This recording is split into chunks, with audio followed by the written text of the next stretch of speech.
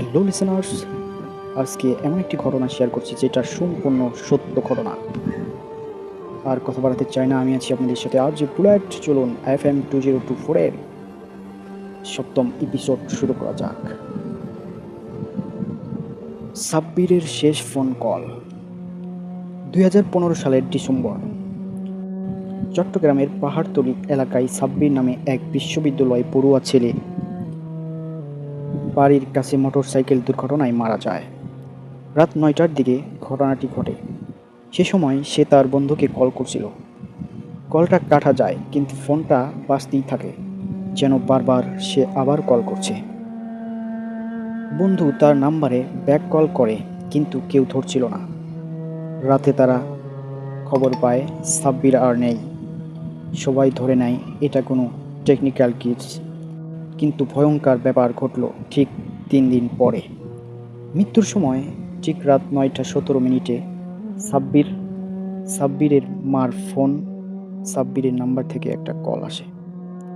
তিনি ধরার সঙ্গে সঙ্গে ফোন কেটে যায়, কিন্তু অন্য প্রান্ত থেকে একটা ঠান্ডা কণ্ঠ ভেসে আসে, মা, আমিও তো এখনো বাসায় আসতে চাই।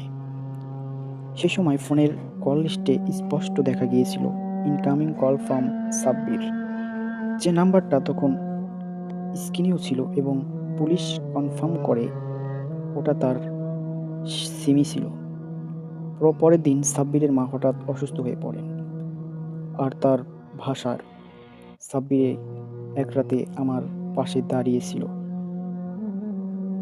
ভেজা জামা আর কাচের মতো ঠান্ডা মুখ নিয়ে বলল, মা, দোয়া কইরো, আমাকে তো পথ খুঁজে পাইতে হবে।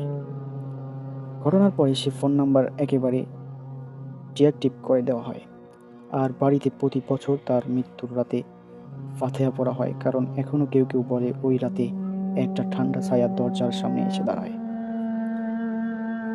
এই ঘটনাটা পাহাড়তলী এলাকার স্থানীয় মানুষের কাছে সত্যি হিসেবেই পরিচিত, এবং এই নিয়ে কিছু পরিবার এখনো কথা বলতে ভয় পায়। তো এই ছিল ঘটনা, সম্পূর্ণ একটা সত্য ঘটনা। তো প্রিয় লিসনার্স, বেঁচে থাকলে দেখা হবে, কথা হবে FM 2024-এ। তো আজকে এই পর্যন্তই, বিদায় নিচ্ছি। আল্লাহ হাফেজ।